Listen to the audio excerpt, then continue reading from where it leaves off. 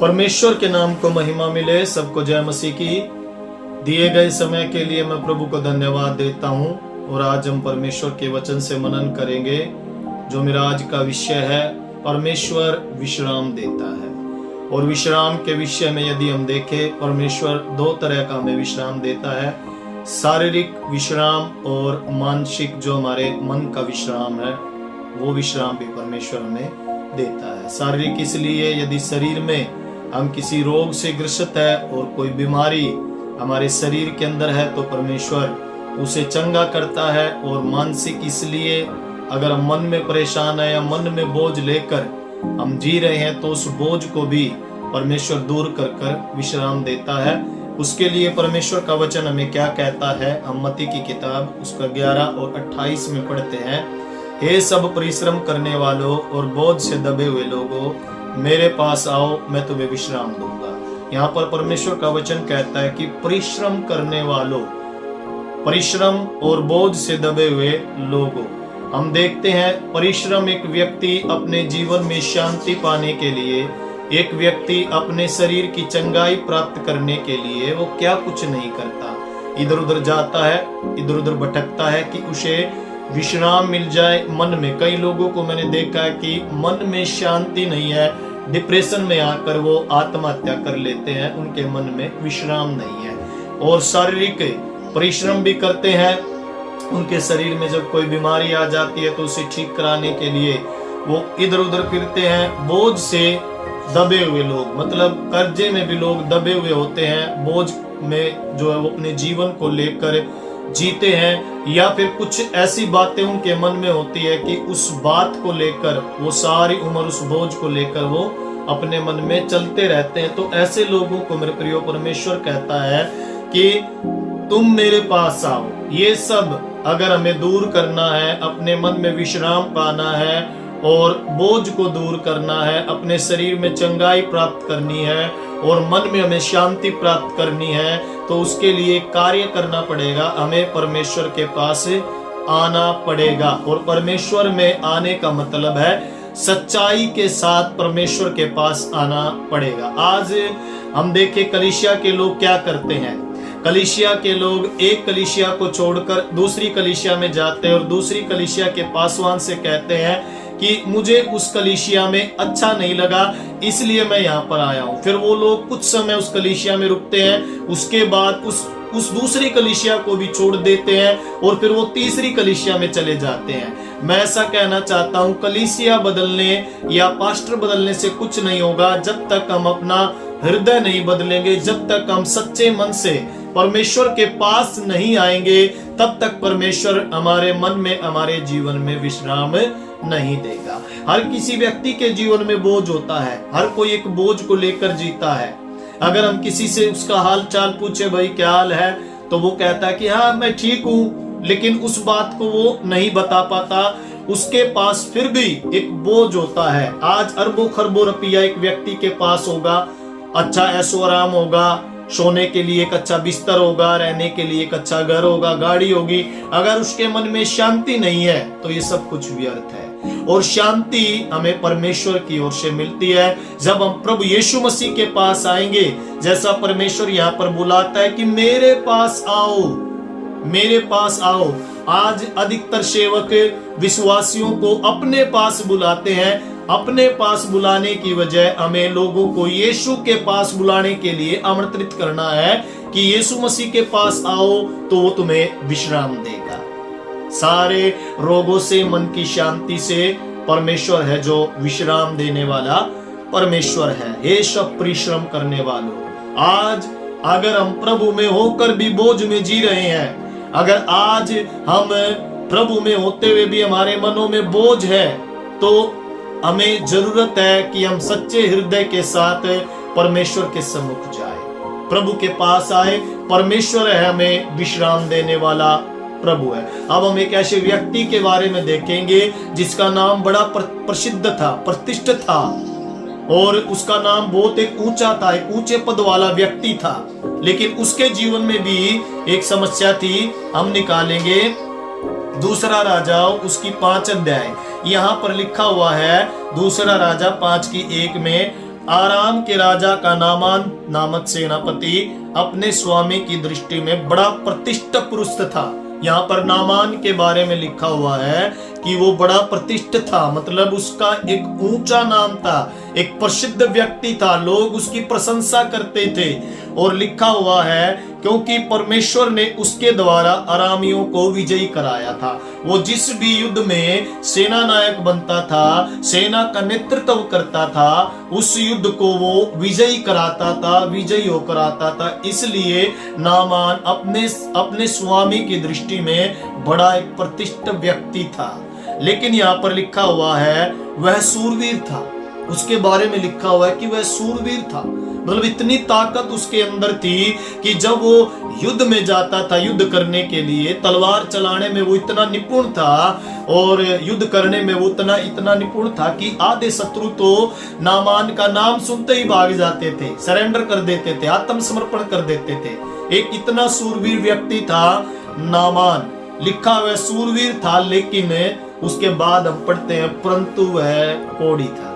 देखिएगा, इतना बड़ा नाम है, सेना नायक है, लोग डरते हैं, प्रतिष्ठित है और लोग उसकी इज्जत करते हैं और युद्ध में सेना नायक की भूमिका निभाता है, सबसे आगे रहता है। लेकिन उसके जीवन में एक कोढ़ है। आज हमारे पास होगा हजारों रुपया, आज हमारे पास होगा अच्छा मकान, गाड़ी होगी, अगर हमारे शरीर में एक बीमारी है तो हमारा जीवन अच्छा नहीं है। यहाँ पर नामान के पास सब कुछ था, हम देखते हैं, सब कुछ होते हुए भी उसके शरीर में कोढ़ था। और ये कोढ़ एकदम से नहीं आया, हो सकता है एक छोटा सा कोढ़ उसके हाथ पर लगा होगा और वो बढ़ता बढ़ता बढ़ता बढ़ता बढ़ता उसके पूरे शरीर पर वो कोढ़ बढ़ गया होगा। और उसको एक डर होने लगा, उसको एक चिंता होने लगी, यदि ये कोढ़ ठीक नहीं हुआ तो मैं युद्ध कैसे करूंगा, क्योंकि उसके हाथों पर कोढ़ है। और जब कोढ़ हो जाता है तो उस व्यक्ति का, जिसके अंदर, जिसके शरीर पर कोढ़ लग जाता है, तो उसके शरीर के अंग अपने आप टूटकर गिरने लग जाते हैं। कोढ़ की कितनी भयंकर बीमारी होती है और इस भयंकर बीमारी ने नामान को पकड़ लिया। आज मेरे प्रियो, हम घमंड ना करें अपने शरीर के ऊपर, आज हम घमंड ना करें अपने घर के ऊपर। कब क्या किसके साथ हो जाए हमें नहीं पता। ये बड़ा सूरवीर था, लेकिन इसको कोढ़ की बीमारी लग गई और हो सकता है इसने बड़ा इलाज कराया होगा, लेकिन ये ठीक नहीं हुआ होगा। सेनापति है, इधर उधर वो वेदों के पास गया होगा और बड़े बड़े जो उस समय के वेद थे, जो इलाज करते थे, उनके पास जाकर इसने इलाज कराया होगा, लेकिन ये ठीक नहीं हुआ और धीरे धीरे इसका कोढ़ इसके शरीर में बढ़ता जा रहा था। बोझ आ गया इसके शरीर के अंदर, बोझ आ गया, इसके मन में भी बोझ हो गया, इसके शरीर में भी। कोढ़ को देखता तो इसका मन परेशान होता, इसका मन बोझिल हो जाता और ये दुखी रहता, मन में भी और शरीर में भी, क्योंकि इसके शरीर में कोढ़ था। और इसे जो है एक प्रॉब्लम हो गई कि अब मैं युद्ध कैसे करूंगा, मैं पहले के समान अब युद्ध नहीं कर पाऊंगा। और लिखा है कि 2 आयत में, अरामी लोग दल बांधकर इजराइल के देश में जाकर वहां से एक छोटी लड़की बंदी बनाकर लेकर आए और वह नामान की पत्नी की सेवा करती थी। यहाँ पर हम एक छोटी सी सेविका के बारे में देखते हैं, एक छोटी लड़की जो स्वर्ग के परमेश्वर को जानती थी और वो जो है नामान की पत्नी की सेवा करती थी, क्योंकि ये उसको गुलाम बनाकर, बंदी बनाकर लेकर है जो आए थे। और वो स्वर्ग के परमेश्वर का भय मानने वाली एक छोटी सी लड़की थी। और उस छोटी सी लड़की ने अपनी स्वामिनी से कहा, यदि मेरा स्वामी सोमरोन के भविष्यवक्ता के पास होता तो क्या ही अच्छा होता, क्योंकि वह उसको कोढ़ से चंगा कर देता। यहाँ पर काम करते हुए, अपनी स्वामिनी की सेवा करते हुए, उसने जो है अपनी स्वामिनी से कहा, यदि मेरा स्वामी सोमरोन के भविष्यवक्ता के पास जाए तो वो उसे कोढ़ से जो है चंगा कर देगा। मेरे प्रियो, एक व्यक्तिगत सुसमाचार यीशु मसीह के बारे में। वो एक छोटी बंदी बनाई हुई लड़की जो है इस्तेमाल हो रही है प्रभु का नाम वहां पर बताने के लिए, यीशु के बारे में वहां पर बताने के लिए। आज हमें किसी को छोटा या बड़ा नहीं समझना चाहिए। यदि कोई हमें प्रभु के पास लेकर आना चाहे तो हमें उसकी बात को मानना चाहिए। यहाँ पर ये लड़की इस्तेमाल हो रही है परमेश्वर के लिए, परमेश्वर के लिए इस्तेमाल हो रही है और कह रही है यदि मेरा स्वामी सोमरोन के भविष्यवक्ता के पास जाए तो उसका कोढ़ दूर कर देगा। और उसके बाद हम देखते हैं नामान की पत्नी ने अपने पति से ये सब बातें कही होंगी और वो भी उसकी बात को मानकर उसने राजा के पास एक पत्र भेजा और अनुमति मांगी। और उसके बाद हम देखते हैं कि यहाँ पर जब नामान अपने लोगों समेत और घोड़ों समेत और एलिसा के पास गया, कुछ भेंट लेकर भी वो पहुंचा, तो यहाँ पर लिखा हुआ है 9 आयत में तब एलिसा ने एक दूत से उसके पास यह कहला भेजा, तू जाकर यरदन में 7 बार डुबकी मार, तब तेरा शरीर जो का त्यों हो जाएगा और तू शुद्ध होगा। यहाँ पर नामान जो है उसके पास, झोपड़ी के पास, जिस झोपड़ी में जो है एलिसा बैठा था, उस झोपड़ी के पास नामान खड़ा रहा। और एलिसा की एक अच्छी बात हम यहाँ पर देखते हैं, उसको पता चल गया कि नामान आया हुआ है। और नामान उस समय का प्रसिद्ध व्यक्ति है। आज हम सोचते हैं कलीसिया के अंदर जब कोई बड़ा आदमी आ जाता है तो हम भागकर उसके पास जाकर उसके लिए हम प्रार्थना करते हैं, उसके सिर पर हाथ रखकर। लेकिन हमें सबको एक सम्मान रखना है, वो चाहे नामान प्रतिष्ठित व्यक्ति हो, वो चाहे एक गरीब विधवा हो, हमें सबको एक समान दृष्टि से देखना है। नामान ने वही कार्य यहाँ पर किया।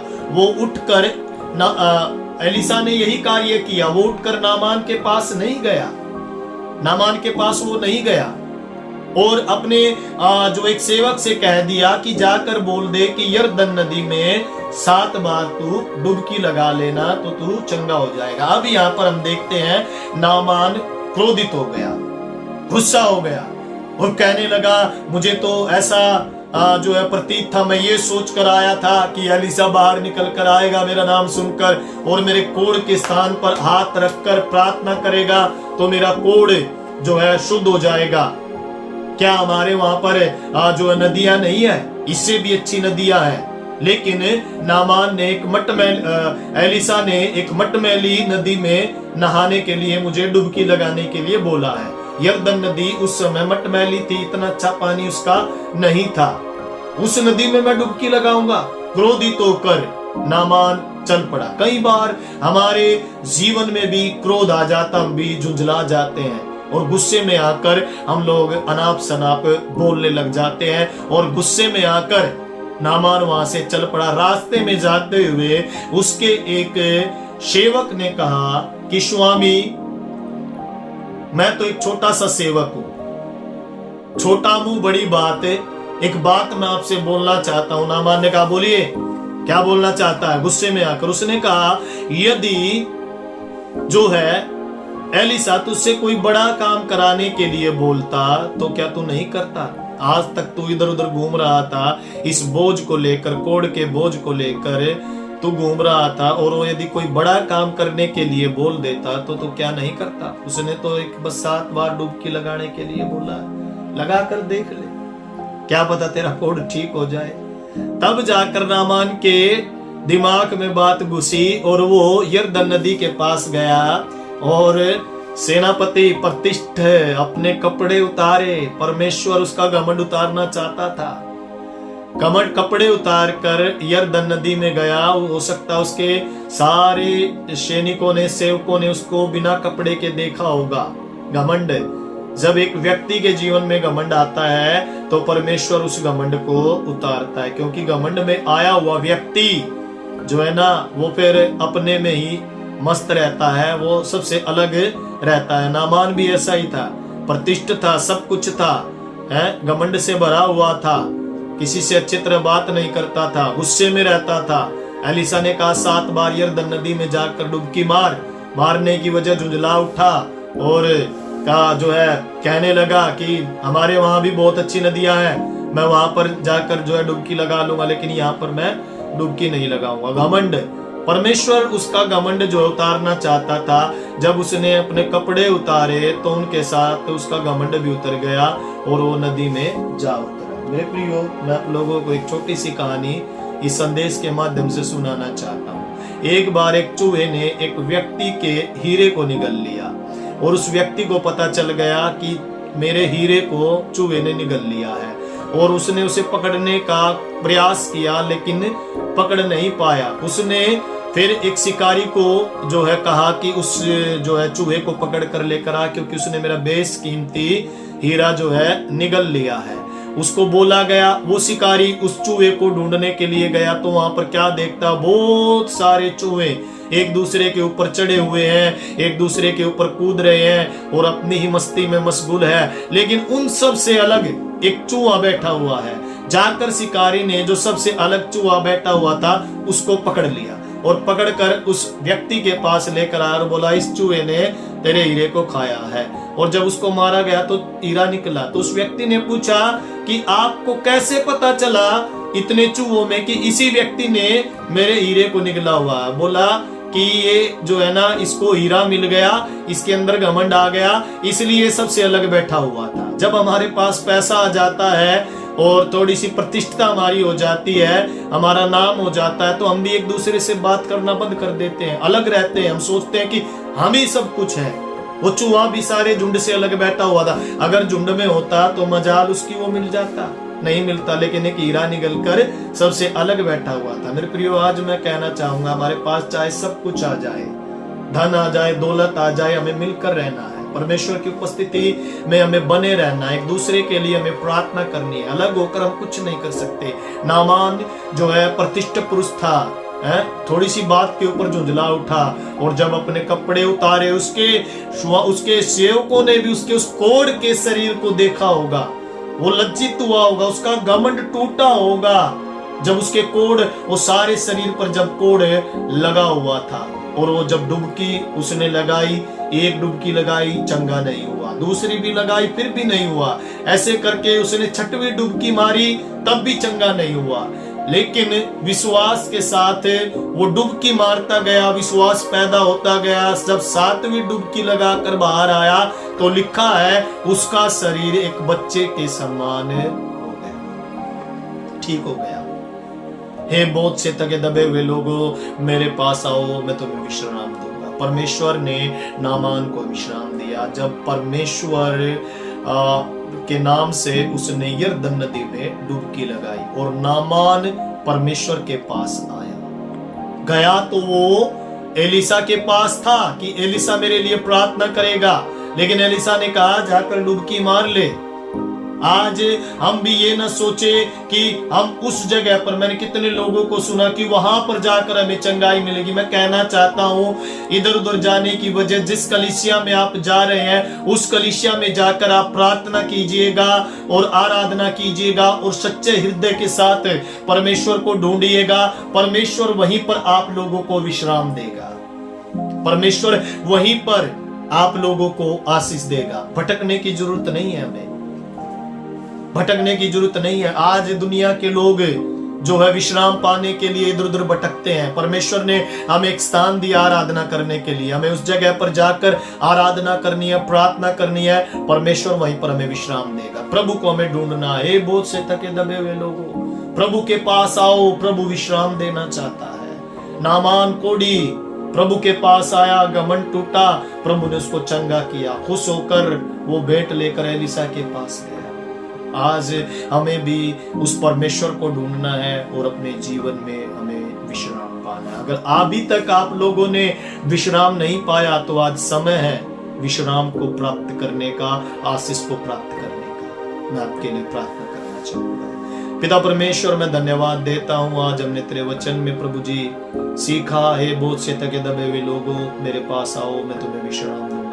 प्रभु जी, बहुत से ऐसे लोग हैं जो प्रभु इस समय प्रभु जी अशांति में, इस समय बोझ में है। प्रभु आज उनके बोझ को, आज उनके प्रभु जी अशांति को दूर कर दे और प्रभु ने तू विश्राम दे दे। प्रभु धन्यवाद। कई बार प्रभु जी घमंड आ जाता है प्रभु जी, और परमेश्वर घमंड में आकर हम बुड़बुड़ाते हैं प्रभु जी, गुस्सा हो जाते हैं, क्रोधित हो जाते हैं। परमेश्वर हालेलुया, हालेलुया प्रभु, तेरी आज्ञा मानने की वजह प्रभु हम अपनी बुद्धि को लड़ाते हैं। परमेश्वर हम प्रार्थना करते हैं प्रभु, आज प्रभु जी तेरे ओर से प्रभु जी सबका बोझ प्रभु दूर होने पाए और सब तेरे सम्मुख आने पाए, इधर उधर भटकने ना पाए। परमेश्वर। तेरी दया कर, आपने सबको एक प्रभु जी आराधना करने के लिए स्थान दिया परमेश्वर। लोग अपने अपने स्थानों पर जाकर प्रभु जी तुझे ढूंढे, तुझे पुकारे और प्रभु तू उनके बोझ को दूर करना परमेश्वर। मैं धन्यवाद देता हूँ परमेश्वर, सारी बातों के लिए धन्यवाद। महिमा तुझे मिले प्रभु यीशु के नाम में हम प्रार्थना मांगते हैं, आमीन आमीन। सो परमेश्वर का धन्यवाद हो। यदि आप लोग भी